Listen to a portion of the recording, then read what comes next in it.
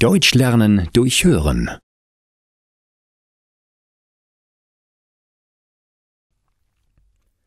Lukas als Polizist.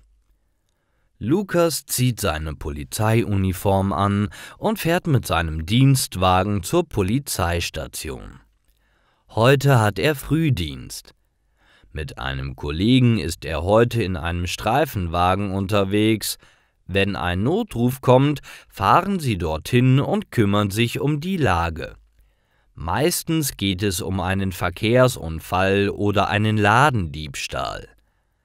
Während sie durch die Stadt fahren, beobachten sie einen Autofahrer, der ziemlich unkontrolliert fährt. Das finden sie verdächtig, daher schalten sie das Blaulicht ein und folgen dem Auto. Nach einigen Minuten fährt das Auto in einen Parkplatz und bleibt stehen. Lukas und sein Kollege parken hinter ihm und steigen aus dem Auto aus. Sie können den Alkohol schon aus dem offenen Fenster riechen. Sie verlangen den Führerschein und die Zulassung. Dann muss er noch in das Alkoholmessgerät blasen. Das Gerät zeigt mehr Promille an, als erlaubt ist. Sie nehmen den Mann mit auf die Polizeistation, wo sie einen Bericht und eine Anzeige schreiben müssen. Dort angekommen, nehmen sie seine Daten auf und kontrollieren, ob das erste Mal ist, dass er betrunken Auto gefahren ist. Es gibt keinen Eintrag.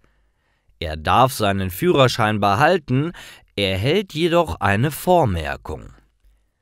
An manchen Tagen ist Lukas nur an der Dienststelle und beantwortet Mails, nimmt Anzeigen auf oder koordiniert die Streifenwagen. Es gibt nur selten gefährliche Einsätze, da sie in einer kleinen Stadt arbeiten.